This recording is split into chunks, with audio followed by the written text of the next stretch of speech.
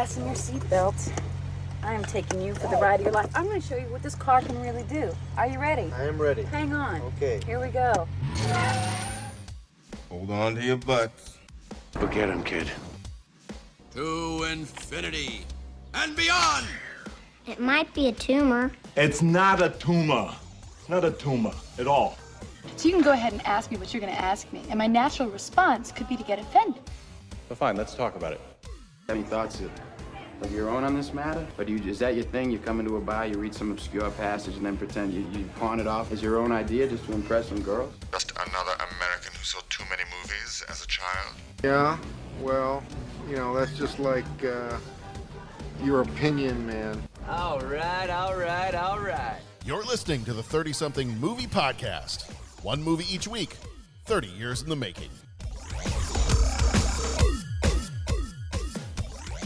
Hey everybody, hello and welcome to another episode of the 30-something movie podcast. I am your host, John Reed, and I have here with me I don't know if I want to say this is a group of natural-born killers, but we're getting together to talk about this one, and I have got a little bit of our regular crew, and we also got special guest here this evening, so let's go ahead and go around the horn and introduce everybody. Bo Warmbold, how are you doing this evening? I'm well, John. How are you? Excellent. I am doing excellent. Dennis, how are you doing? Doing good, not complaining. There you go. Patrick. Hey, everybody. There's Pat. It's Pat. Hi, guys. I've never you never even seen that skit. I don't even think I've even seen that sketch. I'm just pulling off whatever people say. You just know it because I quote it every time I say your name. Yeah, exactly. Yeah. And we have one of our Patreon co-executive producers with us, Rob Perry. Rob, it's good to have you back again. Rob, great seeing you. Thanks for having me, gentlemen. Always happy to jump on here and talk movies. Yeah. So I asked real quick before we jump into the movie. I know, and we've done this kind of each time that we've talked with you, and I'm curious. Are there any new additions to the shelf behind you? Because we've talked before. You've got some memorabilia, you've got some statues, some figures. Is there anything new on the shelf since the last time we saw you? Nope, no new additions. Okay, not yet. All right. That's I kind of. My shelves got so full that I kind of had to hit a little hiatus and just be like, maybe we need to either hold off on additional collecting or maybe collect something that doesn't take up quite so much space anymore. There's only so many shelves. Well, I know, but the upstairs of the house is filled with books. The downstairs is filled with nerd stuff. I got only a certain number of places I can put things. True. I tried to build a shelf and put it on top of the dog, and that didn't work. So, all right. There's an our image movie for you. Yeah. Our movie this time around is Natural Born Killers. So we're just going to go ahead and jump right into this. Very, very quickly, we wanted to remind you, we spoil freely, so as we're talking, we may mention other movies. Just be aware of that. If you don't want to hear the movie that we're talking about, probably hit that little skip ahead button maybe once or twice on your podcast listener, and then you'll be able to jump ahead and maybe not be spoiled with something. Make sure you visit our website, 30podcast.com, where you can leave a rating, reviews, voicemails. You can check out our Patreon page. We've got a lot of other bonus stuff there as well. But more importantly, it's got probably one of the best ways to find all of our different past episodes. And you can always follow us and subscribe to us on your podcast listening app of choice, but you can also do some searching on our website and go back and find any of our 517 episodes that came before this. So there is plenty to listen to if you're just joining us for one of the first times. So, all right. So as I said, this one is Natural Born Killers. It came out on August 26, 1994, rated R, runtime of 1 hour, 58 minutes, which I feel like, now that I'm going to say the director is Oliver Stone, I feel like 1 hour and 58 minutes is a fast-paced clip for Oliver Stone. But, give him the benefit of the doubt. He did Platoon and JFK. Writers for this one were Quentin Tarantino, David Velaz, Richard Ratowski, and Oliver Stone. Tarantino did Pulp Fiction and Reservoir Dogs. Velaz did Permanent Midnight. Ratowski did U-Turn, and Oliver Stone did Any Given Sunday and Wall Street. Producers were Jane Hampshire, Don Murphy, and Clayton Townsend. Hampshire did From Hell. Don Murphy did Transformers and Shoot 'Em Up, and Clayton Townsend did The Fast and the Furious and Vanilla Sky. Composer was Brent Lewis, who did The Other Sister and Dinosaur, the 2000 movie Dinosaur, not the TV series Dinosaurs from the 1990s. Cinematographer Robert Richardson, Kill Bill Volume 1 and The Aviator. Editor was Hank Corwin and Brian Berdan. Corwin did The New World and The Tree of Life. Berdan did Tron Legacy and Twin Peaks Fire Walk with Me. Production companies Warner Brothers and Regency Enterprises. Budget was $34 million, box office $50.3 million. Flick Metrics gives it a 69%, and Cinema Score gives it a B-. And as we've talked about before, sometimes even a B- tends to be a little bit low for a Cinema Score movie. So usually once you hit kind of the B-, C+ area, that tends to be pretty low. A lot of people, when they go see the movie, they're hitting kind of the A-, B+, B. Once you start to hit this, that means some people leaving the theater might have had a bit of an issue with what they saw. Woody Harrelson plays Mickey. He was in Zombieland and The Hunger Games. Juliette Lewis was Mallory. She was in Cape Fear and From Dusk Till Dawn. Robert Downey Jr. was Wayne Gale. He was in Iron Man and Sherlock Holmes. Tommy Lee Jones is Dwight McCluskey. He was in Men in Black and The Fugitive. Tom Sizemore is Detective Jack Scagnetti. He was in Saving Private Ryan and Heat. Rodney Dangerfield, who I tell you gets no respect at all. Ed Wilson was Mallory's dad. He was in Caddyshack and Back to School. Edie McClurg played Mallory's mom. She was in Ferris Bueller's Day Off and Planes, Trains, and Automobiles. I guarantee in this movie she didn't think that her husband was a righteous dude. Russell Means, who died in 2012, played Old Indian. He was in Last of the Mohicans and Pathfinder. Lanny Flaherty played Earl. He was in Signs and Water for Elephants. Olan Jones played Mabel. He was in Edward Scissorhands and Mars Attacks. Richard Lineback played Sonny. He was in Speed and The Ring. And Pruitt Taylor Vince played Deputy Warden Kavanaugh, was in Identity and The Devil's Candy. All right, really quickly, I've got a couple of trivia things here. If you guys have anything else, feel free to jump in and add some stuff as well. One of the things I read in a couple of the trivia sites that I found was that as Quentin Tarantino wrote this original screenplay, he intended for this to be the movie that was going to be his directing debut. But Oliver Stone came in, drastically altered the script, and Tarantino chose at that point to say, nope, this is no longer my movie. I am backing off from this. And so his original concept was much more of a straightforward narrative, the two main characters, and he didn't really have, it sounds like he didn't really have the satirical critique of media that Oliver Stone added to this when he did the script changes. Supposedly also Juliette Lewis and Woody Harrelson stayed in character even off camera to kind of maintain that intensity of their performances. And so I'm sure that was unnerving for some of the other cast based on how their characters were in the movie. I bet you that was just delightful. Pleasant working relationship. Yeah. Now that was high point of everyone's career, that. And the other thing, this is not so much a trivia thing, but it's kind of a departure. I mean, growing up as a kid, I don't know what this says about my childhood, but growing up as a kid, I loved Rodney Dangerfield. I thought he was hilarious. We used to watch movies that he was in. I mean, Caddyshack, Back to School. My dad loved Rodney Dangerfield. So anytime, Easy Money. Anytime that he was on Johnny Carson, I mean, anytime that we had an opportunity to see Rodney Dangerfield, it was we were watching that movie or watching that TV show. So this one is a very different. And I'll just come right out and say it. This was the first and probably only time I've ever seen this movie. And I think that was maybe one of the parts that hit me right at the very beginning was, wow, I don't like that. I don't like dark, abusive, weird, evil, almost Rodney Dangerfield. I'm not a fan of that. So that was a bit of a shock. That was one of the first shocks that came when I was watching the movie. But yeah, is there anything else, anything in terms of trivia that anybody wants to throw out that you found or that you know about this one? I'll just simply say that I have for a long time had the director's cut, and that's why I watched again. Yeah. And the differences in it are so subtle. It's obviously more violence. One of the other things that veered so much from Tarantino's original script was Mickey and Mallory were not at all the focus. Mm-hmm. It was more on Wayne Gale and his craving for elevation to being a more popular reporter. He was seeking that fame, and it was more his, in turn, making them famous. That was ultimately what was the message that Tarantino was searching for in the beginning, that this opportunistic, career-hungry reporter was exploiting his role in the media to at the same time exploit some of the worst people that could be exploited. Yeah. All right. Well, for this one, the synopsis for this one: in a world where violence becomes a spectacle, Mickey and Mallory Knox blaze a trail of chaos, pursued by the obsessed Detective Jack Scagnetti and the unyielding Warden Dwight Wilkowski. As their love-fueled rampage captivates a nation, the line between infamy and fame blurs. Platoon. Wall Street. Born on the 4th of July. JFK.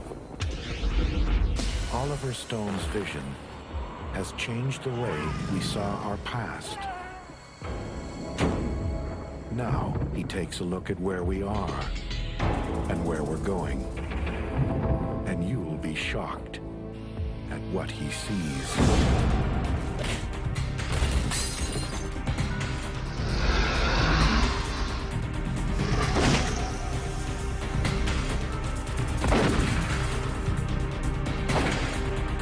Mickey and Mallory. Feared by thousands. I love you so much, baby. I love you. Watched by millions. We're fate. Can't stop fate. Nobody can. It's kind of like the Twilight Zone or something. Woody Harrelson, Juliette Lewis, Robert Downey Jr., and Tommy Lee Jones. What do you have to say to your fans? You ain't seen nothing yet. Natural-born killers. In the media circus of life, they were the main attraction.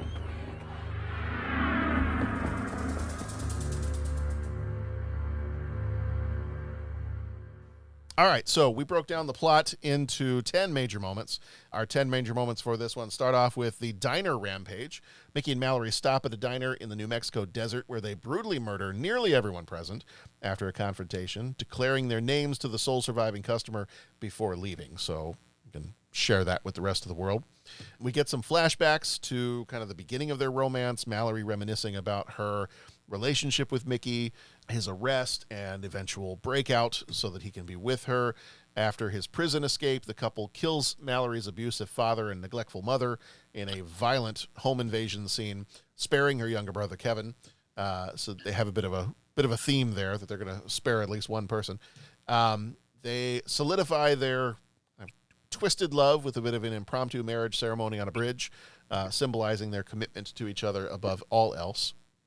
In a hotel, after taking a woman hostage, a disagreement kind of leads Mallory to leave, during which Mickey assaults the hostage, kind of highlighting that they've got some problems in their relationship. Mallory then kills a mechanic at a gas station after a sexual encounter triggers a flashback of her father's abuse, demonstrating that she's got a lot of trauma that she's dealing with as well. Detective Scagnetti, obsessed with the couple due to his own dark past, and Wayne Gale, the tabloid journalist, follow the trail of destruction, each with their own motives as they're chasing down the two killers. After consuming some psychedelic mushrooms, Mickey and Mallory encounter a Navajo man who tries to cleanse them of evil, leading to more violence and a Raiders of the Lost Ark style scene with rattlesnakes. And then during a live interview from prison, Mickey incites a riot, leading to a chaotic escape with Mallory showcasing how they have manipulated the media and used violence to their advantage. And then after the breakout and a tense standoff, Mickey and Mallory kill Scagnetti and Gale, escaping with their narrative controlled by their actions, leaving a legacy of violence and media manipulation as they continue their lives on the run and start a little family for themselves as well. So those are the major moments. Is there anything major moment-wise? We'll jump into our deep thoughts and talk more about this one. Any major moments from the movie that anybody wants highlighted before we dig deeper? I think you covered it pretty good. All right. Solid. Let's go a little deeper. And now, Deep Thoughts. I have an opinion on this matter. Don't mince words, Bones. What do you really think? I like it a lot. Wow. It's very deep. Thank you. All right. So let's go ahead and start with one of our typicals.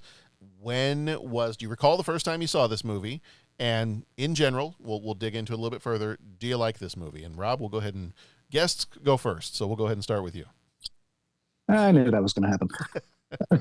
So the first time I saw this was when it came out. I was able to get into the theater and see it. I was just a year shy of being able to see it legally. But I saw it in the theater with a buddy of mine, and we both came out of it with very differing opinions of it. I was, about ready to go to college, and I had already decided that journalism was going to be my thing. And my buddy, he hadn't quite decided on what he was going to do, but he was coming out of the theater just talking about how awesome it was. He'd never seen anything like that. And I was feeling like, what am I getting myself into by joining the media?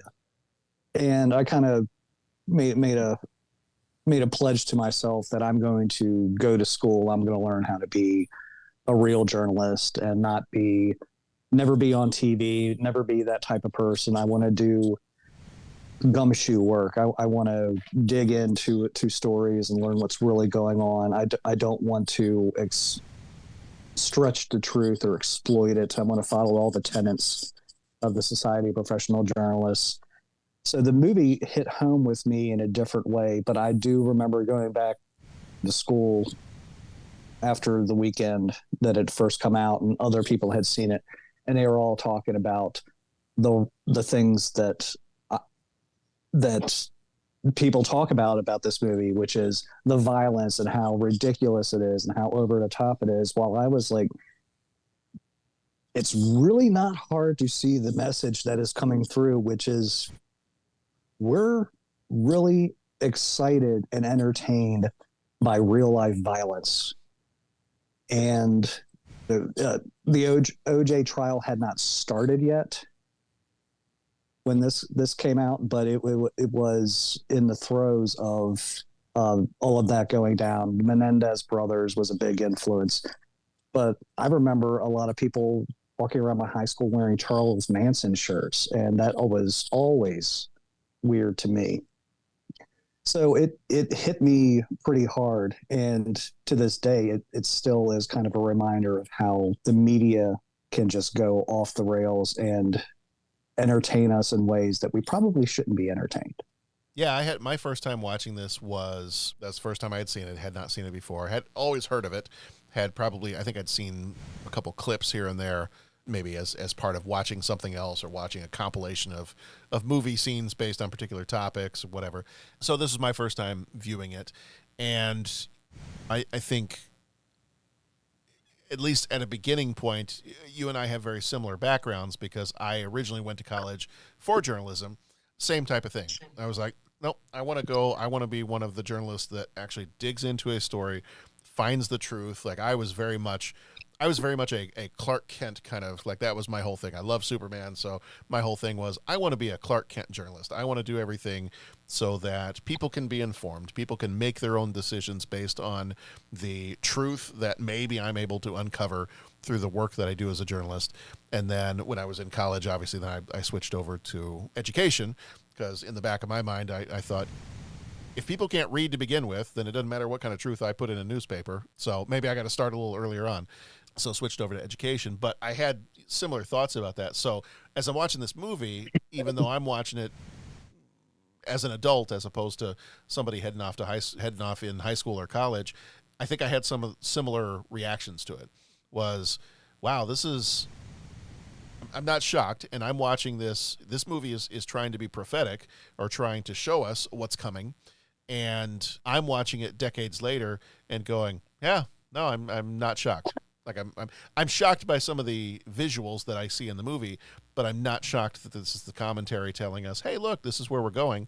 And I listen to them as well, but we constantly have a fascination with violent stories, true crime podcasts, all kinds of things along those vein. And so while my answer to do I like this movie is probably no, I don't think I like this movie. I appreciate it for what it is. I appreciate it for what it was trying to point out.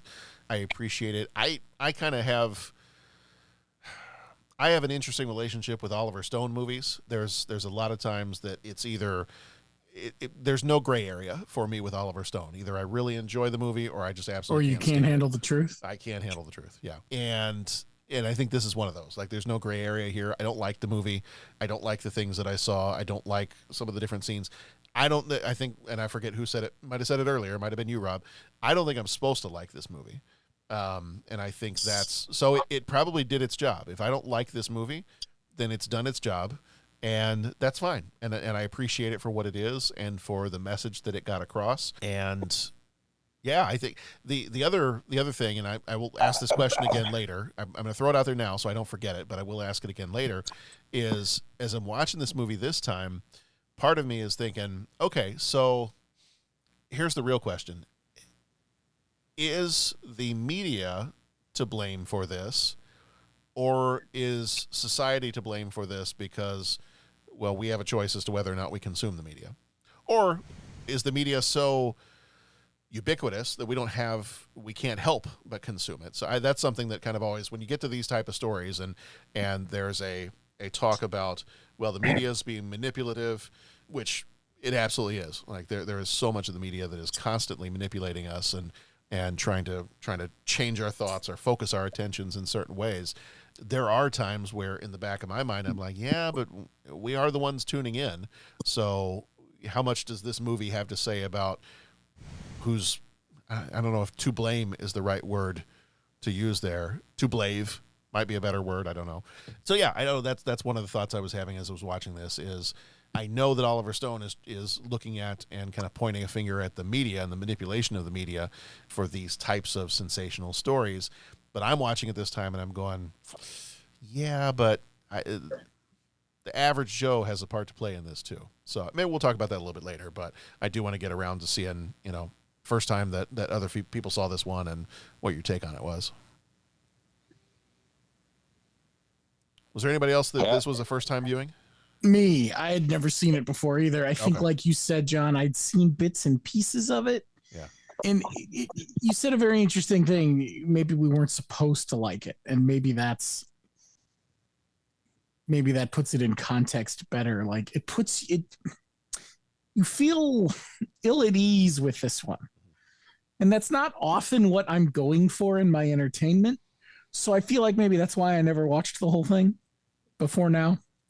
It's like a minor chord in music sometimes makes you feel weird. Well, this is an hour and a half of a minor chord. Yeah. Yeah, that's a good way of putting it. I got a music line and Pat's not here to see it. I mean, what am I supposed to do? No, Pat's here. Pat's taking everything in. Pat's here. Just messing with you, Pat. No, don't mess. Well, you can mess with me, but I felt I was going to say something. I was going to be like, oh, but then I'm like, dude, that would be so condescending of me to do that. You know what I'm saying? Because you're a smart guy and you like music. That was a great reference. Pat, it's okay. This is like when you reference camera angles. Exactly. I do. I want to say that when our Patreon episode, not only did I ask Dennis about cameras and camera angles, he actually talked about camera angles in that pod, and I was taking notes. And there you go. You won't believe me now, but I just want to say that happened. No, Pat, we're very proud of you, and Bo, we're very proud of you as well. Thank you. Yeah, but no, that's not. But yeah, we're all growing here. Some of us horizontally, some of us mentally. I am here. I'm just off camera. I'm cleaning litter boxes while we talk about this. Loads of fun. Oh, so hey, isn't that why you have kids? No, I'm actually literally cleaning litter boxes, but I also feel like that's allegorical for my thoughts on this film. So he beat me to it. He beat me to it. Oh, I'm sorry. No. Edit that out. You get that, man. You're the guest. You go ahead. Say your line. No, I was going to take a dig at you and say, are you just giving your opinion overtly and allegorically? And that's go right ahead, John. Edit that in because that was much better played. Pat is basically an onion. There are so many layers to Pat. Oh, there are layers to Pat. Oh, believe me, there's layers to Pat. So Pat, while you're there and while you're cleaning out the poop, tell us what you thought about the movie. Didn't I already give my opinion? I thought, aren't we on the 3 questions? I thought I already told you what I thought of the film. No, not yet. So this is the first time you saw it. We know that part. First time, last time. everything you guys said really hit home. I appreciate what you're all saying and all that, but then the only thing, and I'm not going to say anything to refute all that, but here's the thing: I'm an idiot and I'm a simpleton, and I don't get it. I'm kind of like Tom Hanks with the building transformer in Big, where it's like I don't get it. Like it transforms, and it's a building, but I don't get it. And I'll take the ownership that I'm an idiot, and that's fine. I don't, and I'm not being sarcastic. I am an idiot, but I'm not sure. Like, I watch this, and it just seems gratuitous. And I'll agree. Like, I'll just pile right on and say that's the point, and I'm not supposed to like the movie. But I guess I'm like, what am I supposed to take away? That's what I need. And I'm not. This isn't like fighting words. Like, I want you to tell me, what am I supposed to take away from this? Like, am I not supposed to watch certain movies, or what news article? Like, you tell me what my takeaway should be. And that's kind of where I'm at with this thing. Is I don't get it. It just seemed gratuitous. There was some talent in there. There was a ton of talent in the movie, but I just, yeah. So that's kind of where I'm at. And none of that is innuendo. Like, hey guys, let's fight, like Alien 3 night. But I mean, no, this is just me genuinely saying, I don't get it. So that's all. There's my thing, and I'm going back to the litter box, but I want to hear. I want to be educated. You know what I'm saying? I want to hear what you guys have to say. Take our hand, Pat. We're here to guide you. Guide me, and then tell me what happened at the end of Neverending Story, and then we'll be good. Still working on that one. Well, Neverending Story is the mirror image of Alien 3, that sometimes when you lose, you win.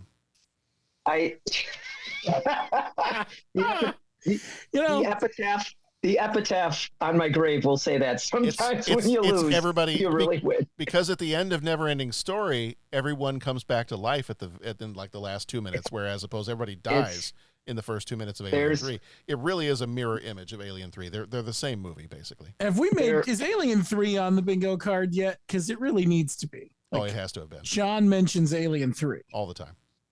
Because all the time. Yeah, it will be. I'm trying to plan a way for that to be on my tombstone somewhere. I'm on it. Yeah, there will be like a little cubed number somewhere on my tombstone. That was a popular episode amongst my friends. So nice. it was an outstanding episode. I mean, anytime Thomas Hobbs gets the shot up, it's going to be a good episode. Yeah. Okay, so but I know Dennis has to give his opinion of the film and all that, but like that's my thing is, okay, what exactly am I supposed to take away from this? Like that's my genuine question. Well, let's let Dennis go into his take on it and all that, and then we'll dive into that. All right, man. Looking forward to it. Man, I got a lot. I don't know. I trying to think of how I can word this question back at you guys without you guys like. Well, when was the first time you saw this? Okay, so the first time I saw this was on VHS, 1995. Okay. Didn't see it at the theater. Saw it on VHS with my family, with my dad and brothers. I don't know. My mom was probably around the house, but I don't know if it wasn't a big full family sit down, but it was some of my brothers and my dad watching it. And I was maybe 20, would have been what? Yeah, 20, 71, 81, 91, about 20, 24 years old, 23, 24 years old. And I get, so I keep exploring this idea of everybody saying it did what it wanted me to do, but no one wants to admit that they liked it. And Pat sounds genuine, and Pat says he does. So I'm not saying you guys don't sound genuine, but are we saying, is it like we feel the need to say I don't like it because saying you like it feels like you're somehow entertained by the violence, or is it okay to say I liked it because it did exactly what it made you feel like you didn't like it. It made you feel like you weren't, like, in other words, you're saying it accomplished its mission, but I feel like we have to sort of say we didn't like it somehow, because if we say we like it, it's like saying we like the violence behind it or something. Am I reading? I don't know. I'm trying to process that angle of it. Because I'm going to just sit there and say, yes, I like the film. Do I like the content? No. And I think you can separate the two. I don't like when I say the violence, but I don't think that's what it's getting me to vote on. or like getting me to say whether I like that. Like, you obviously despise those elements, but what Oliver Stone was trying to do, I appreciate, like you guys have used the word appreciate, and therefore I like it. Is it going to be something I watch over and over again? No. I got it. And I think I felt that way back then. And I'm just like, I was flashing back to the time when this came on. I just want to make sure I confirm some things. And because it makes me think about a song by, I think brought him up in another episode, but there's a song by Peter Gabriel called The Barry Williams Show. And it's basically, if you watch the video, which I'll put in the chat link if you want, you watch the video, it's directed by Sean Penn. And it's basically a kind of a scathing look at the kind of the Jerry Springer shows on TV. And if you look back in 95, Jerry Springer in 94, 95 started going with all the crazy topics and all the fights on there, and it just got progressively worse from there. And I remember watching it as a kid, not as a kid, but like a young adult. And I was just like, God, who watches this crap?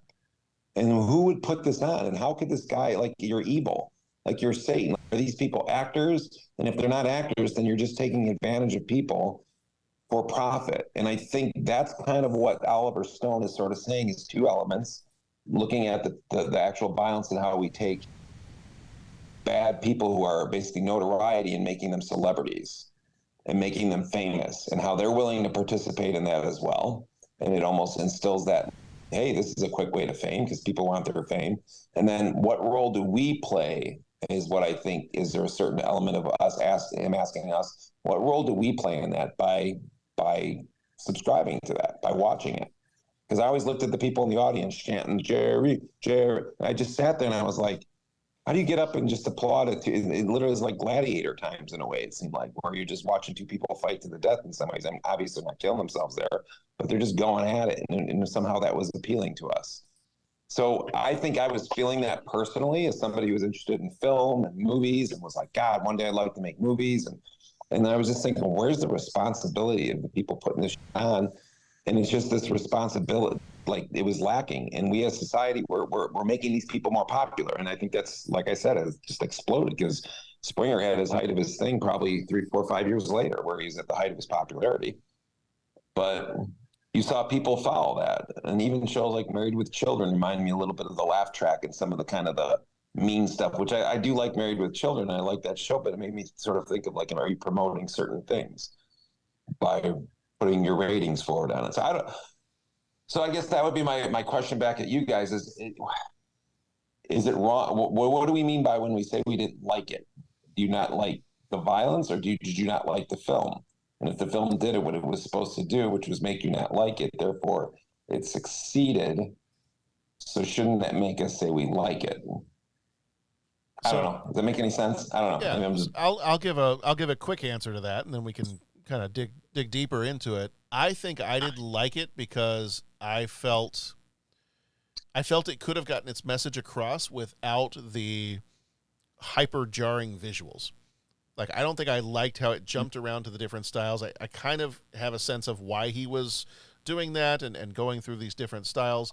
But me personally, that was a bit too much for me, because I think of another movie that looks at the idea of, violence and how, focused we are on violence, like The Joker.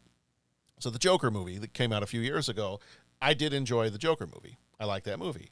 I feel like it might have a similar theme and a similar message to Natural Born Killers, but I think maybe just the visual style of Natural Born Killers was a big piece of what I didn't like about it. In terms of the performances, in terms of, the overall story itself, I think I'm fine with, I know I'm definitely fine with the performances. I thought everybody had great performances in the movie.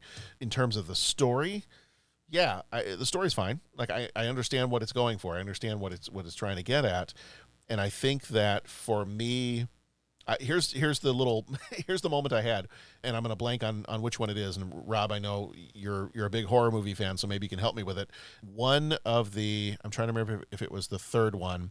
One of the Freddy Krueger movies starts jumping around to like animation and a video game, and Freddy's in this kind of style, looks like a sitcom, and Freddy's in this one, and it kind of felt a little bit like that as Oliver Stone was jumping around to different.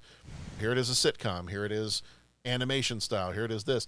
it actually I had flashbacks to watching that Nightmare on Elm Street movie, and I think that might have colored some of my other perceptions of this one as well, because I was like, I don't know, this just feels, it's just not, I don't know, it's not a, jumping around like that was not a style I necessarily enjoyed. So, and that's on me personally for that. I understand to a point what that was trying to do, trying to show us the different ways that this has infiltrated all of our different types of media. So I get that. Just for me personally, I don't think I like that. I didn't like that. It was a bit too jarring for me. So, I mean, in terms of that, I will say it might have been more so the visuals of the movie that I didn't care for. The rest of it, I understand. The performances, the acting, all of that, I thought was fine. I thought was great. Yeah, but I think the visuals just grated on me for some reason.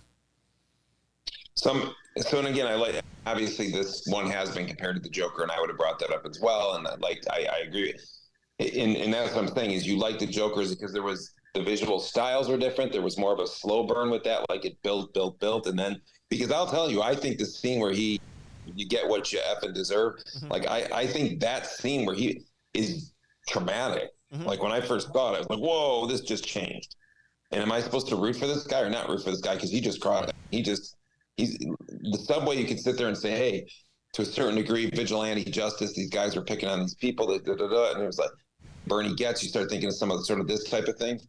And I think when he does the thing on it, you could see he's lost it, and the whole laugh track and the whole kind of, you put me on here to humiliate me, like the whole sort of thing at that point just turns into something where you are like, I'm very, very uncomfortable at that point, from that point of the movie on. And I think the only difference is, I think, like you said, maybe this was just too much too quick and all throughout the whole movie. But I think that was what made it the satire. I do have a very short thing I'll just read from Stone, because this, again, maybe sums it up of what I think he was trying to do. And it says, Stone insists to this day, however, that he did not intend the film as a celebration of violence. Its violence was satiric. I had a history of making films with realistic violence, and I thought it was clearly not literal, but metaphoric, over the top, not even close to real, like that was intentional. Said Stone of the hallucinatory film, whose violent set pieces are indeed too outrageous and deranged to be taken literally. Rodney Dangerfield drowns in a fish tank, and it was just like, I think he went with that extreme, almost nauseating sort of hit you over the head with it because of that, because if he made it less of that, I don't know if it would have had the black comedy satire sort of thing that he was trying to get at. Mm-hmm. So I don't know. Now, me personally, would I make a film like this? No. And again, because I think it did, from what I remember, as anybody, it's in your trivia, did it lead to any, I think it led to, I thought I remember some copycat killers, some couples or something that went on things or whatever shortly after that. And that's always the question, like when I've thought about movies, because I go, God, I can make a really good horror movie. God, I can make a really good villain. Because being afraid as a kid, it's like you have that where you could tap into that and be like, I know what's going to scare the crap out of people. Columbine was directly blamed on this, as well as Marilyn Manson. Yeah. See, and that's why I couldn't make the film, and that's why I've stopped myself from like going down certain ideas for a movie, because I go, there's a certain responsibility mixed with appreciating this film, but also mixed with the words of, like, Mr. Rogers, and how like things that we do affects people out there. And I'm like, I can't take responsibility for what people do, but at the same point, there would be a part of me that would feel horrible if I felt that anything I did gave somebody an idea to copy that in real life and actually hurt somebody who doesn't get it. Because while a lot of us will get the message of the film, and you're not going to become a more violent person, because I think it pokes a little bit at that too, there are people who are mentally unstable. There are people who are looking for their minutes of fame, who may go down that path because you gave them a horribly evil idea that was too good for them not to pass up. So on that end, I don't like the film, but for what it was trying to accomplish and me getting the message, I guess I can say I like it. It's not one I watch over and over again. I think I've seen it, parts of it after that. I never watched it in its entirety really after that. But it's a disturbing film, and it was meant to be disturbing. I don't know. So then I guess the question is, are disturbing films good, or is this critique of it because of the actual execution of it, or was it because we just don't like that message of a disturbing film that's intended to be disturbing? Well, and I wouldn't want to say that I don't think this movie should not have been made. Like, that's absolutely, I would not say that. Like, I think there are times when you do need to be shaken out of complacency. You need to be shaken out of just like, oh yeah, look, life is going on around me. And I think that there are certain movies, books, TV shows, plays, whatever, that will do that. And they do a great job of that. And I think sometimes we do need to be shocked out of, our I don't know, our zombie-like state sometimes. So even though I didn't necessarily care for part of this movie or how this movie looked or how it was edited or whatever you want to say with it, I absolutely would defend its right to be able to be made always, because I think it wasn't. I still got the message. I still got the message of this movie. I got the satire. I got the message that was trying to be given through this movie that, good Lord, we need to be careful because, or it may be too late. Like, it's too late to be careful. We're already headed down this path. So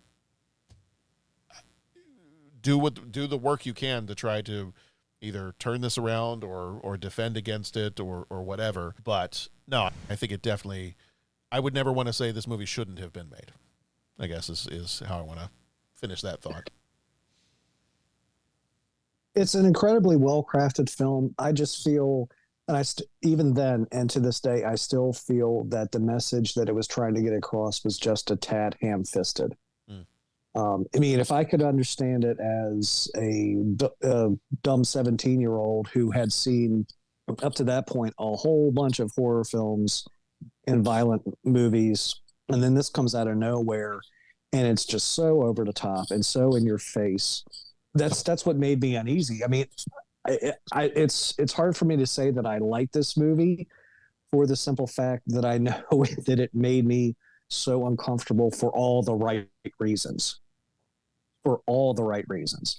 There's some great things, as has been said, great performances, great actors at the top of their game, some character actors showing up, doing their thing. And, of course, I was newly, discovering Tarantino at that time. He had already done Pulp Fiction. So there was that tie.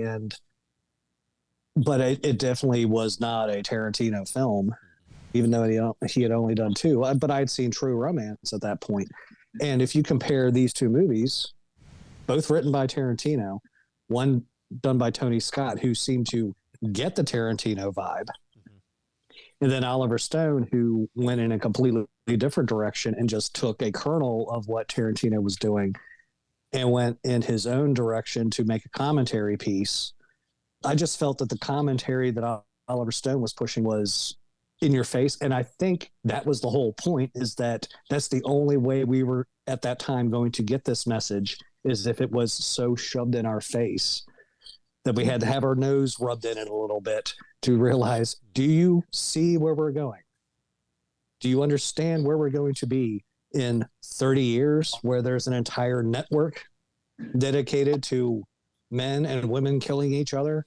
And there's documentaries with police officers and witnesses and everything else. There's an entire network dedicated to it. And there are podcasts dedicated to serial killers. And it's almost jarring that even back then it was saying we're on the precipice, if we've not already fallen over, as has been said already. So I do appreciate the movie in a great many ways. I think the biggest problem is that you put two very good, charismatic actors in the forefront of the movie, and you're absolutely supposed to despise them throughout and through everything that they're doing.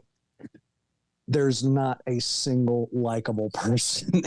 There's aside from the quote unquote token religious figure, foreigner, the Indian guy, the shaman. That's the only, and that almost feels, it's still to this day has always felt to me that it was, well, we have to have somebody completely different than everybody else that's getting wiped out in this movie to stand out. And it feels that even feels ham-fisted. Yeah. So It's a movie that I've always struggled with, but ultimately, again, I appreciate it because of what it was doing. And I don't want to say I don't like it or I don't love it or I hate it or anything like that. It's in a different category for me. Yeah.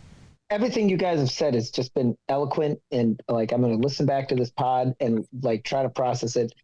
But I guess I come down to, all right, so the Rodney Dangerfield stuff was disturbing. I wasn't entertained. And whether that means I didn't like the movie or I really liked the movie because it didn't do what it wasn't supposed to not do.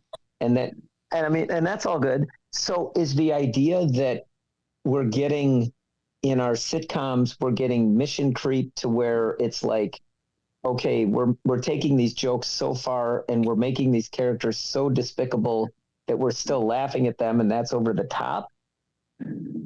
If that's what that's saying, and then my problem is you're showing it, and I think this is maybe what's already been said, probably more eloquently, but then I'm so numb to it now because you're just inundating me with this, and it's like gratuitous, right? Violence is almost like what we saw in this movie was almost pornographic in nature, right? I mean, that's kind of, it was like, it was there to like give us all the feels. And it's sort of like I kind of just became numb to it. So again, I come back to, okay, so does this telling me that I should shut off the news, or should I not watch John Wick and the movies like that? Or I shouldn't I'm just, that's where I get lost, is like, my mom didn't want me watching like Tom and Jerry cartoons growing up, because she just didn't like that. So she doesn't like slapstick stuff. Sorry, Dennis, but my mom was not a fan of the Three Stooges. She did not like that. She did not like the Three Stooges. And like Home Alone, here's where the apple doesn't fall far from the tree. She just walked out of that and said, I don't like, she did not like that stuff. But she was a big fan of the movie Departed, so go figure. One of life's mysteries. But there was stuff in there that she liked about that. And again, the Tom and Jerry thing, when I was really asking her, Mom, you didn't let me watch Tom and Jerry, but I could go watch Fistful of Dollars and for a few dollars more with, my dad and my grandpa. And she goes, yeah, I got outvoted. But her thing with the Tom and Jerry was, it was like made to look fun. It was made to look, it was, and I see you nodding. And here's my next point. And this came up when I was listening to the Friendly Fire podcast, and they were talking about, I'm sorry again, Dennis, but they were talking about Captain America. And one of their problems with Captain America was there were just swaths of people getting cut down and killed, but they all had like masks on or helmets on, so they didn't look human. And they said, okay, so that kind of cleaned it up for the younger audience. But is that good? Or does that just kind of cover it and say, now we can show these huge acts of violence and it's basically dehumanized? So it's these questions. So again, I come back to, I don't know if the movie really moves the needle on that. Like, I almost feel like if we're talking about insidious violence that's kind of covered up, then okay, then we need to talk about where it's kind of creeping in, and maybe it's being framed for like kids, and kids, you know what I'm saying? Like, okay, just because it's colorful doesn't mean that it's not really violence. That's desensitizing us. And that's where I come down, is like, okay, well, how does this movie move that needle? And I don't see it as good or bad. It's the film that it is. But that's where I come down, is, okay, what's my takeaway? Tell me what I'm supposed to do. And I hear your point. Like, and Rob, I hear your point. My God, some of these podcasts that I don't listen to, and until you mentioned it, I didn't even know they existed. But I mean, if there's podcasts about that, it's like, oh my gosh, well, okay. But yeah, I don't know. So I'll stop rambling, but that's kind of where my thought is like, okay, what's my takeaway? What is my message that I should, give me my mission. What should I do? Well, really quick on the thing with your mother. And like, I when you said those things, you kind of alluded to the answer anyway. I think of like, you're like, well, go figure. I think it's because if you were to take those two things and then Departed's based in more of a reality. So the violence is real. The violence is not like you said, comedy. It's like a realistic film. It's like watching Bonnie and Clyde versus this movie. You know, it's based on a real situation. It's telling a story, and the violence is there. She doesn't glorify the violence, but it's not portrayed in a way that's made humorous or. And I think that's what it sounded like bothered her about all those other things. For me, the knock on the Three Stooges, I would just argue. I'm sorry, Dennis. I'm sorry. No, you're fine. I would just argue it that like it was like slapstick violence where it wasn't really like violent violence. You know what I'm saying? Like obviously there's some scenes where it looks pretty, but it was kind of like Wile E. Coyote dropping the thing. And it's like it's that kind of thing. Where Home Alone is sort of glorifying a kid basically doing a lot of pretty nasty, violent things to people, and they all seem like they're having fun. And then you have Tom and Jerry. I would go, it's a cartoon, so I don't know if I would put as much stock in that, but like I get kind of what the knock on Married with Children was that it was comedy and crudeness, and it was this family being really, what was that the point? And again, your answer, your question of what am I supposed to do with it? And John saying you get it. I think the part that I don't like about the movie, when I say it's because it feels like it's preaching to the choir. In other words, I don't know if John at age whatever when you saw this film was really all about glorifying violence. You know, I wasn't. So I already knew that, and it was kind of like, oh, I'm glad.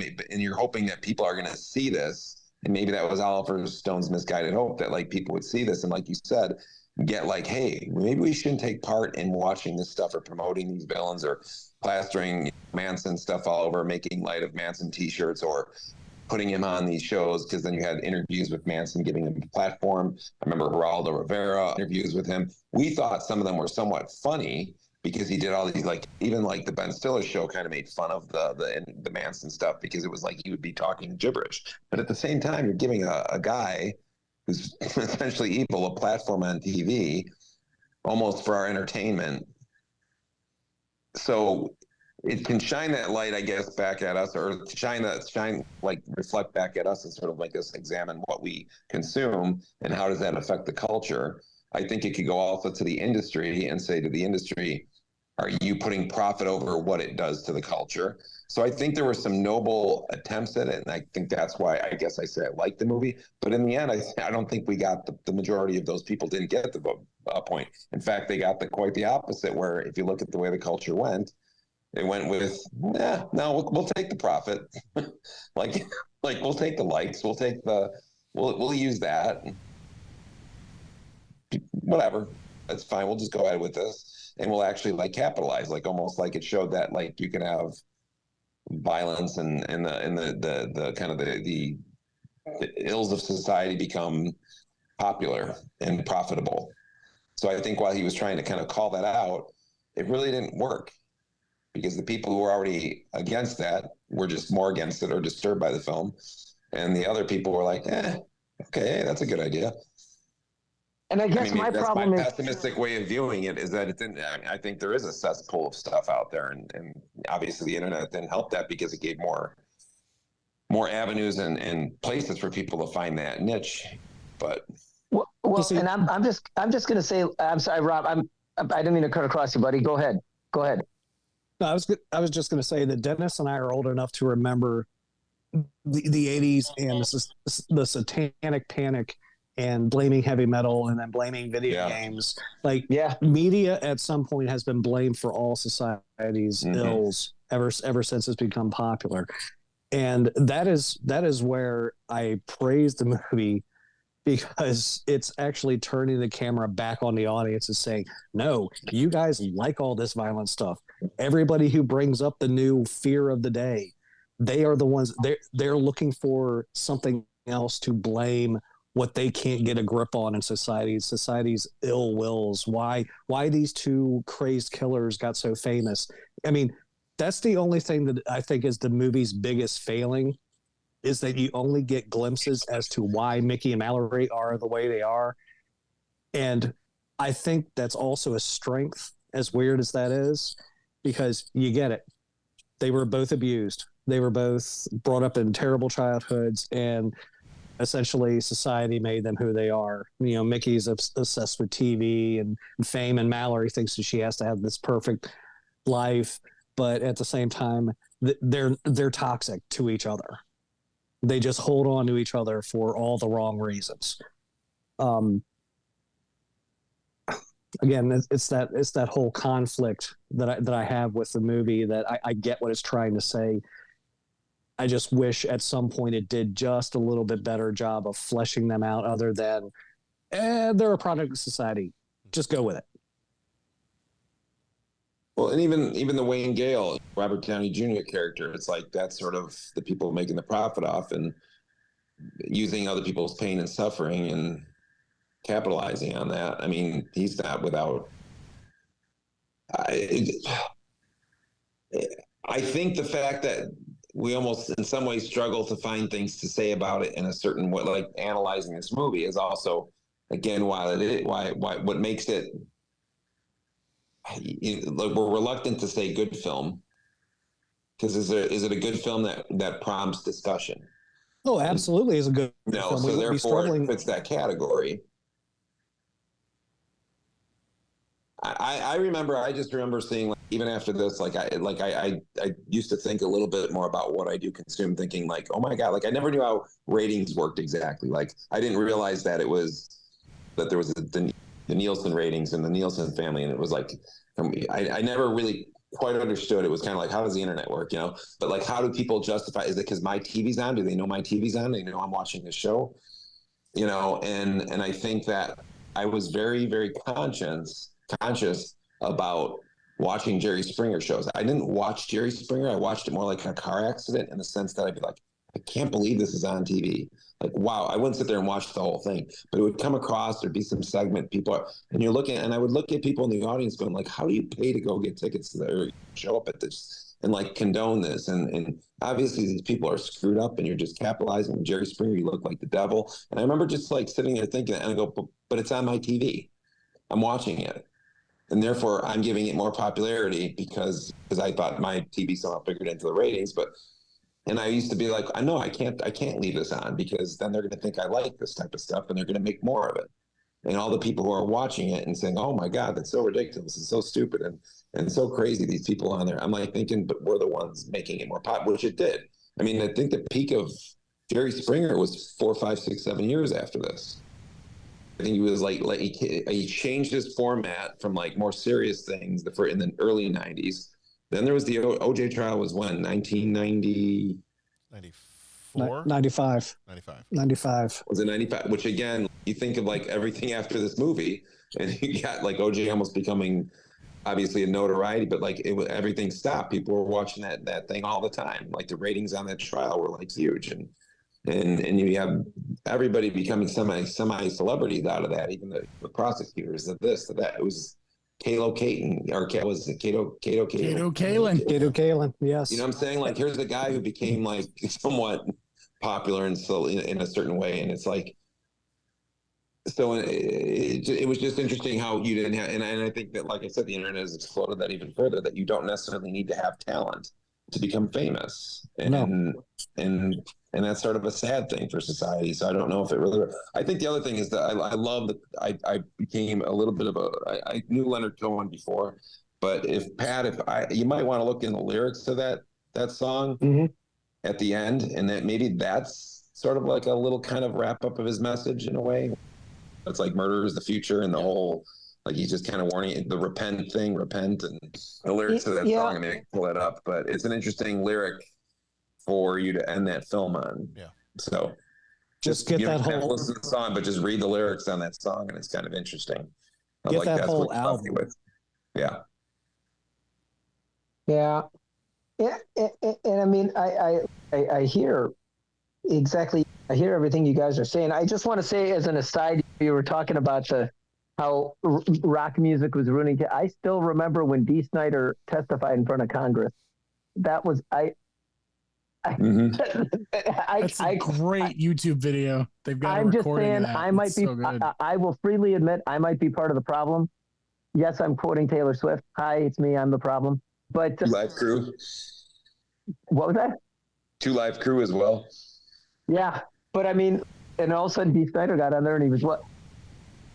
So that's like the debate. But then I kind of go back and forth. Okay, is just playing violent video games and consuming violent movies really going to? Is that what this movie is targeting? No, it's actually targeting. We're worshiping real horrible people. We're promoting Okay, that's real what. That's horrible okay. people. Yeah. Bad people, people who should be the notoriety effect, like people doing bad things, making them celebrities. So I'm just going to say, Jack the Ripper still features. Do you know what I'm saying? Like I feel like that's nothing new. And please correct me where I'm wrong, but like John Dillinger, the real Bonnie and Clyde, we still kind of elevate them and make them out to be kind of Robin Hoods, you know what I'm saying? And at least at the time, but I feel like that's kind of like, I don't know that was just idolizing violence. I don't know that was just a construct of the late 80s and mid 90s. Now, maybe I hear your point that technology brings that to the forefront, right? And allows it to get more and more. But again, I'm not, and I'll freely admit, everything you're talking about, like, I don't remember ever seeing Charles Manson posters.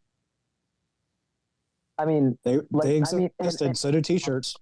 Yep. Yeah, and I'm not denying it. It's just that's a whole slice of life that maybe I was just turned it off, and I'm like, I really don't care to watch Jerry Springer. I don't care to watch so I just turned so maybe I just missed it. You know what I'm saying? Like I was clueless to the whole thing. But yeah, I think the thing is this, and this is where it comes back to the responsibility of a filmmaker. Where does that part begin and end, and how do you come to terms with that within your own conscience? But like, and again, I want to bring back. I'd love to just check out Mr. Rogers' like talk when he went to the I think it was the Academy Awards and he got the Lifetime Achievement Award. It's just such a great thing. But I think it's the fact that back then, maybe the effects weren't as great because also you've had so many societal and cultural changes, the breakdown of families. And I think that when we always talk about the circle influence and how it affects us as teachers as well. You used to have somebody's church or synagogue or religious practice. You used to have the family, the mom and dad. You used to have even the neighborhood was an extension of that, like neighborhoods functioned and kept an eye on the kids and kept us, they'd tell on us before we got home, and they were like spying on us if we went and we did something, finding the old unused fireworks in the alley after 4th of July. So by the time we got home, our parents knew. There was a little bit more of a different culture. And I think as time went on, you had more broken homes and you had more kids on their own. And how does it affect the least of society? And when I say the least of society, the least structured or supervised or loved or whatever you want to call it. Supported, yes, there's the word I'm looking for. And that's what Mr. Rogers always used to say was, the kid who's got the great family, that kid can play video games all day and violent video games and watch the Three Stooges and watch whatever. And he's got that grounding, that foundation of a conscience and family and love and what morality, a sense of morality or ethics, where the other person who's at the mercy of society to pick up their norms because they don't have a family structure, they're the ones who will be the most affected by it. So the argument about do video games make people do things or does rock music do?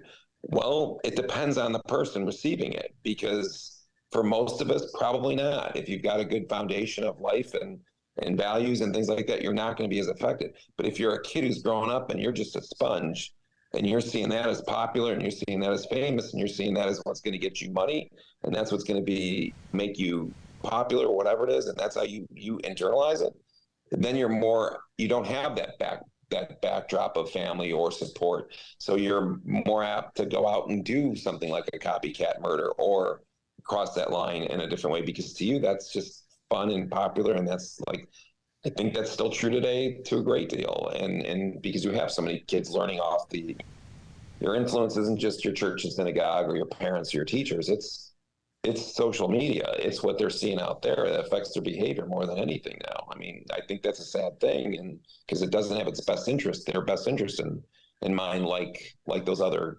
circles of influence would have. And I think we've gotten to that point culture. So I think it's a tough thing. like you would hope those other organizations would have. Yes. Right. Yeah. Because I mean, those organizations aren't necessarily perfect by any stretch either. No, they're not. No, they can be. Yeah, but there was, like I said, it used to be where, yeah, typically your church synagogue, whatever type of religious affiliation you had certain sense of morality and conscience, like a certain, you're here to make a difference in the world type of thing, a charitable approach, an empathetic, a loving, like you would hope that, and I think that most do. There was sort of, you had a certain level of trust that there would be some guidance there.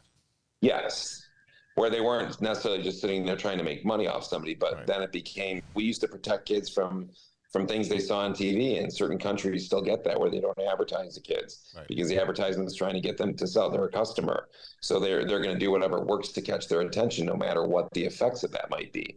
You know, when you see back to school ads, even something as simple as seemingly innocuous as that, it creates a lot of kids got to have that cool, otherwise that clothes or this or that, otherwise they're going to feel like a loser. So you're messing with mental health, you're messing with, you know, potential eating disorders, you're and just so many different things that a kid who doesn't have that background or foundation of support is prey to that stuff. And I think a filmmaker has to consider that, in my opinion. And I guess if we're going back to the movie, I guess what that clarifies in my mind is if that's the narration that we're trying to do, if we're saying that growing up and not having that support, like our two main characters in this movie didn't have, if that was what the central message of the movie is, filling it with all the gratuitous violence and shocking images took me out of it. I was kind of numb to the thing. That was not the central message. Oh, that was kind of my earlier point, that you only get piecemeal of why they are messed up the way they are, and it's very vague, and it's very very cookie cutter, and it's just like I said, it's like just go with it. They're messed up. They had bad childhoods. They saw some violence on TV. They're just bad. Go. Yeah. Okay. So I hear you then, but then I'm going to come back against what they show in the movie, because then I think that would have been a more effective movie. I think if you show, I mean, okay, let's talk about how to bring up kids to be an effective, positive part of this world. What was the movie with the drug trade where Michael Douglas was the drug czar? Traffic. Do Traffic a style movie? Yeah. Do Traffic style movie with this content matter. Which again, I don't even know what the topic matter is for this film. But this film is not about the serial killers. This movie is about the media and how it's glorified violence and the wrong type of people. The media and us, the viewers who consume that media. Absolutely, how we are manipulated. We're part of. This is before. Nowadays, the media tries, or they make a fake attempt at least, to try not to name the mass shooters because they feel like it gives them notoriety. Back then, they might as well have been celebrities. It's a very product of its time movie too. Not that you couldn't make it today. It would just be vastly different because we're affected differently and the stories are told differently. But and we've moved too far for it to be prophetic. We've crossed that line. That's fair. Yeah. Wow. And if the media stops reporting those things, and this comes to the point that you all have made very effectively throughout, but then are we going to be sitting there saying, what are they trying to cover up? Why aren't they reporting on this? But that's, I think the point is you can report on it and not sensationalize it. Okay. And that's the fine line you have to walk to do it right. All right. Yeah. Well, really quick on the lyrics. I know it's not when we're almost out of it, but really quick on lyrics. It says for the song, it was in your culture. Give me back the Berlin Wall. Give me Stalin and St. Paul. I've seen the future, brother. It is murder. Things are going to slide in all directions. Won't be nothing you can measure anymore. The blizzard of the world has crossed the threshold and it's overturned the order of the soul. Then it goes into when they said repent, and that whole type of thing. But like the eerie song at the end of that, like a sort of and that's where I took the film as like his kind of warning. I didn't see it as glorifying violence, but somebody without a certain background or thought process could see it as that. So, and apparently kids did, because I did find, there was two, a boy and a girl who went on a murder spree after the film, inspired by that. So the lyrics say they give me back Stalin because murder is the future? It went through, it's like, give me back the Berlin Wall, give me Stalin and St. Paul. I've seen the future, brother. It is murder. So what? And then it goes into things. So what is Stalin going to do to prevent it's murder? just that some of that's just, I'm just reading that verse or whatever, but it's like as it gets in the other that verse. Just check it out, Pat. Yeah. Just check it out. Yeah. I freely admit I'm a simpleton. I mean, that's the problem. You know what I'm saying? I need one syllable words and 4-word sentences.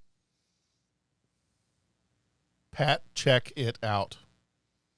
Pat, check it out. There's your one syllable words. All right, I got, and it's 4 words. I got it. I hear you loud and clear. I try to keep it simple for you.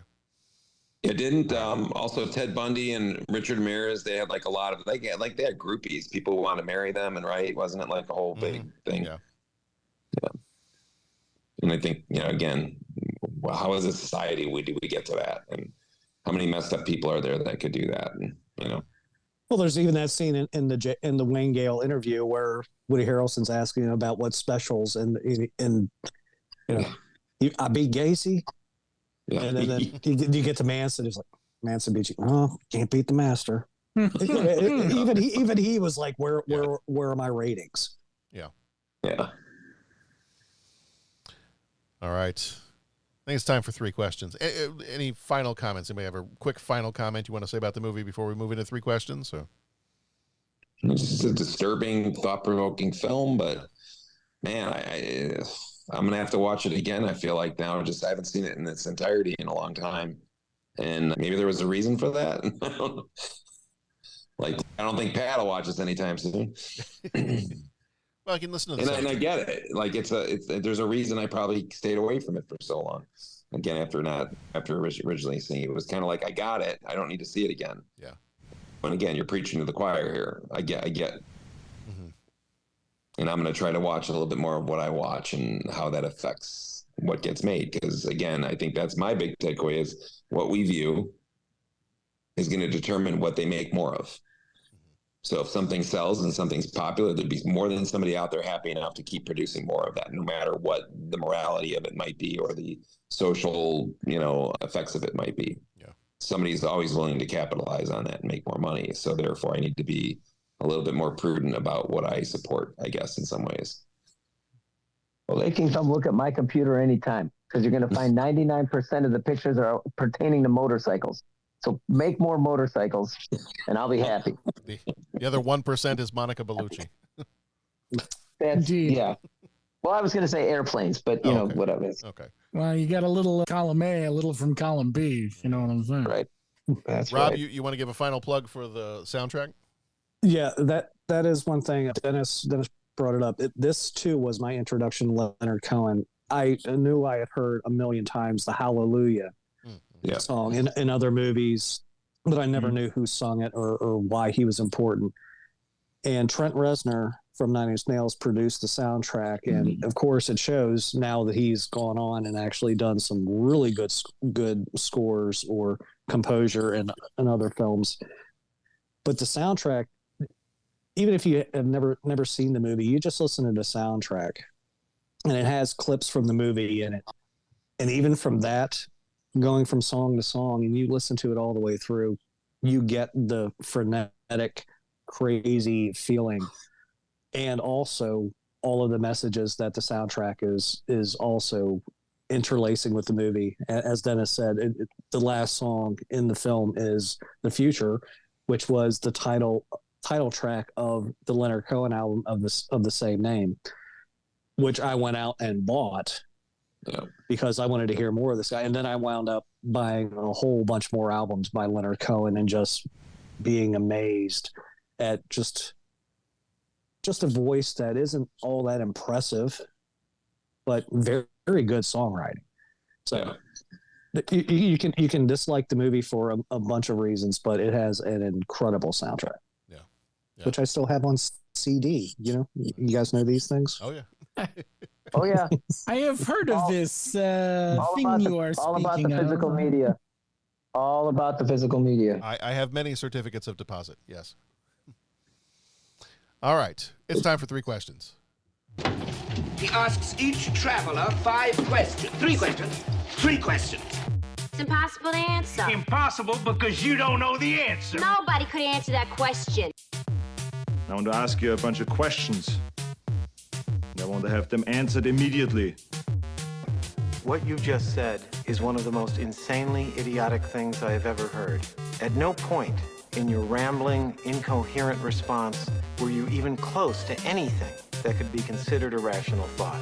Everyone in this room is now dumber for having listened to it. I award you no points, and may God have mercy on your soul. Question number 1. I just need to know, can I still like Arnold Schwarzenegger movies? Yeah, that's fine. Okay. Yeah. Is Arnold Schwarzenegger a serial killer? Dear God, no. Okay. Then you're fine. Favorite movie with a non-traditional or innovative form of cinematography, and I think I mentioned in my notes to you, feel free to get creative with how you want to define that.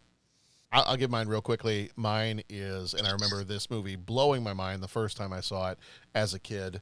It was unlike any movie I had seen up to that point, and in a lot of different ways, kind of still is. Mine was 2001: A Space Odyssey.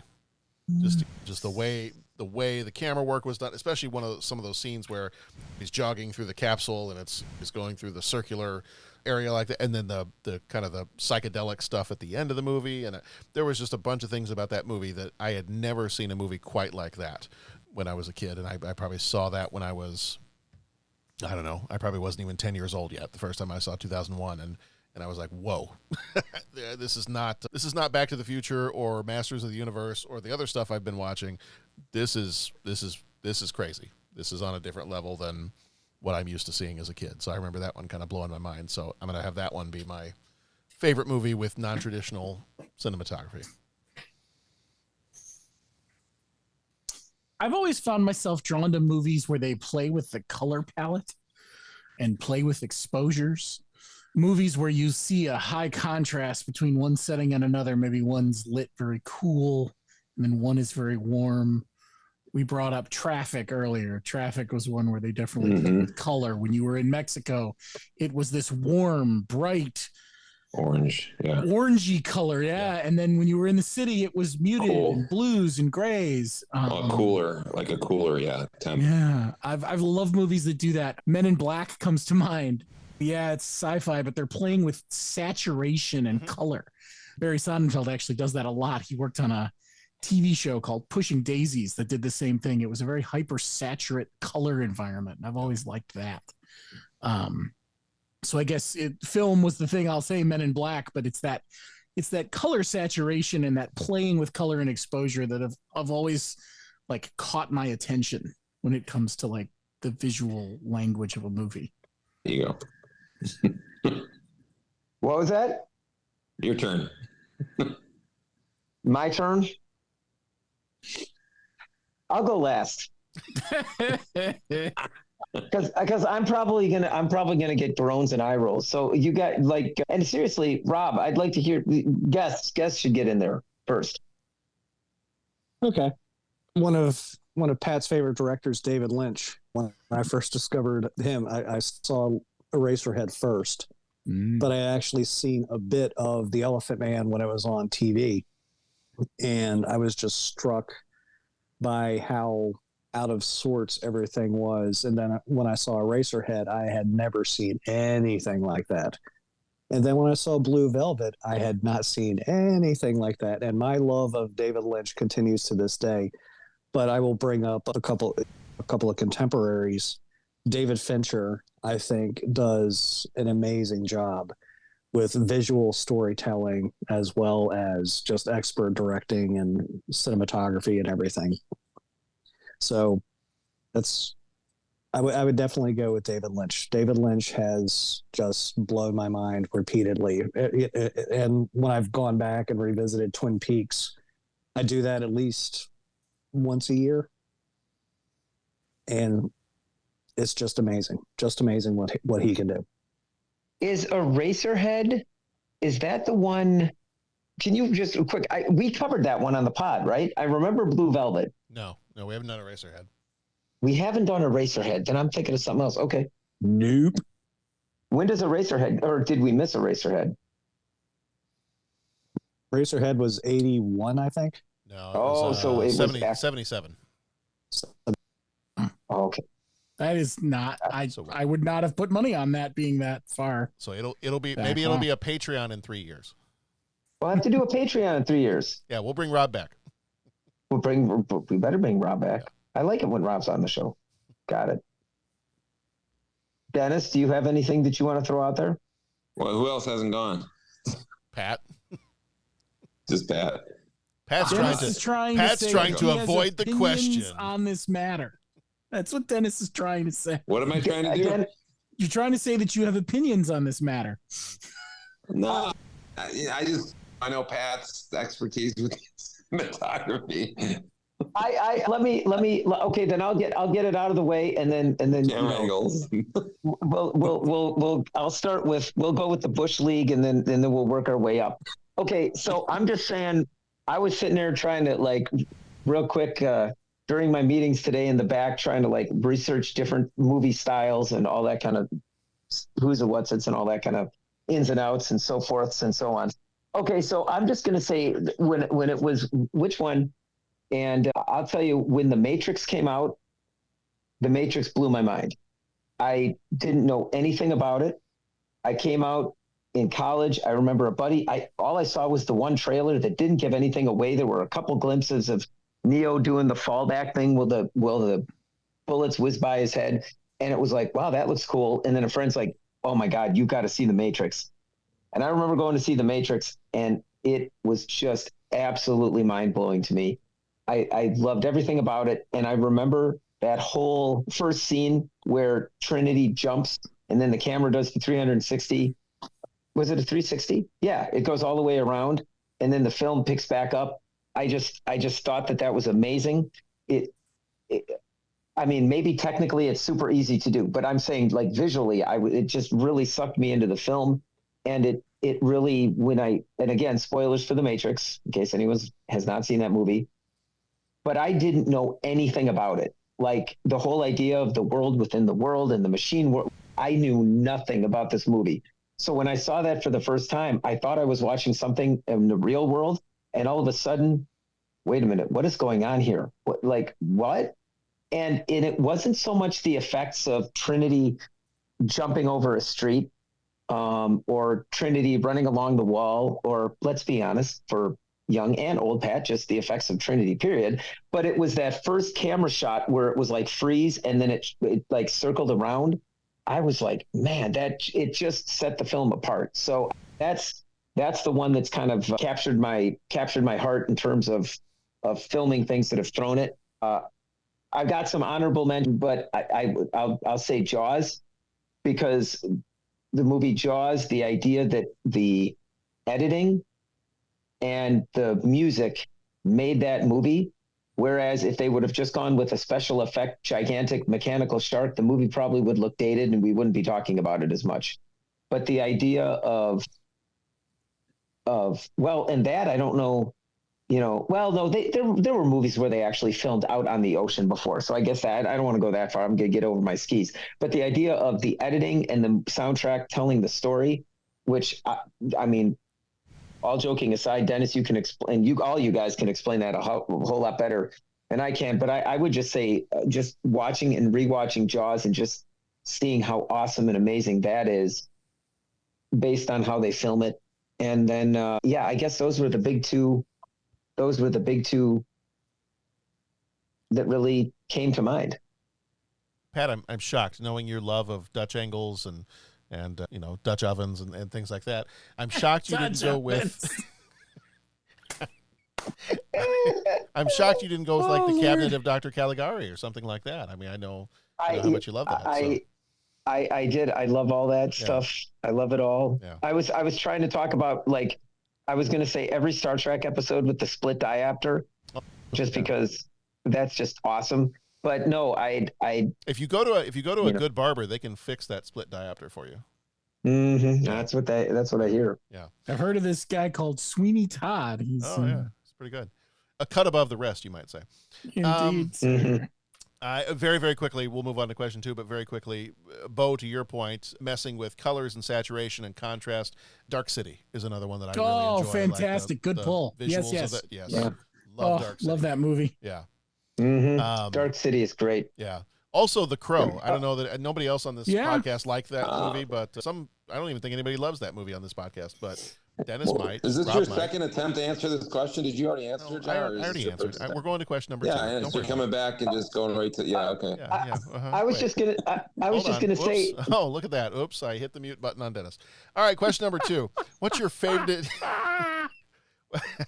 I tell you, I get no respect at all. Yeah. Mine will be fast. I'm going to throw out 5, though, really quick, John. All right, So go for it. Fast. As a kid, Wizard of Oz, right? And again, I like that use of color, black and white. And that was just, as a kid, that was, oh my God, this movie. And even when you get to Munchkin Land versus the Emerald City, the way that green and the poppies and totally. Yes. So that's as a kid. And then as I get older, I'm interpreting your question in different ways. I got to throw What Dreams May Come out there as well. And then I'm going to go with more like your camera angles and some of the different stuff I would go with. God, Chris Nolan films, Memento. And then I'm going to throw in Inception.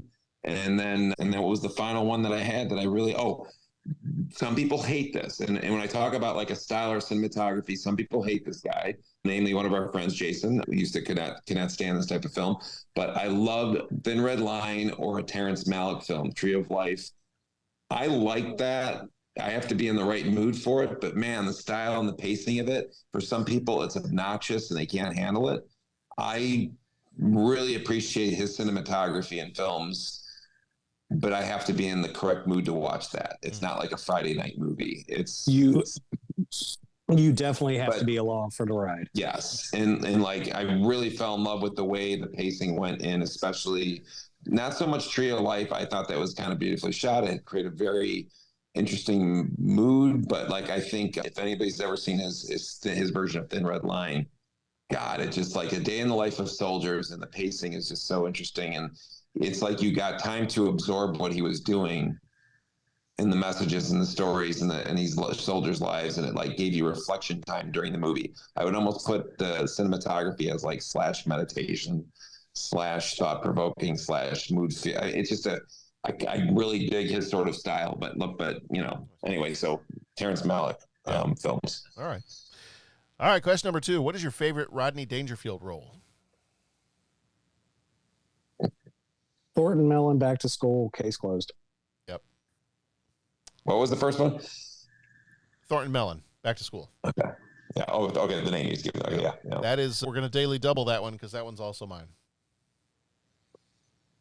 Because unhealthy amount of me quoting that movie, I think. I don't know how many times I've told each of you, why don't you call me sometime when you have no class? We actually... something with working in education that might come up a lot. Yeah. At school. Just saying. What's your favorite subject? Poetry. Really? Well, maybe you can help me straighten out my Longfellow.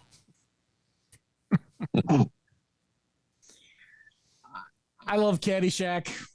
Yeah. Al Cervic. Mm-hmm. Well, it looks good on you, though. I'll daily double that with Bo. Well, I'm doubling on both of your choices, but at the same time, I'm going to throw in Monty Capoletti from Easy Money. There you go. We're just browsers. Nice. You guys have seen Easy Money, correct? Oh, yeah. All right. Okay, all right. Yeah. It's been a while, but I have seen Joe Pesci in there. Yeah, there's some good scenes in there. All right. I'm gonna do this. I'm gonna be that guy. I got to throw another one in for the first one, and I'm kind of first question, and I feel really embarrassed that I did. I'm watching the new Apple TV series, the Spielberg Tom Hanks thing called Masters of the Air. Yeah. Oh yeah. I don't know if you guys have watched it or heard of it or what.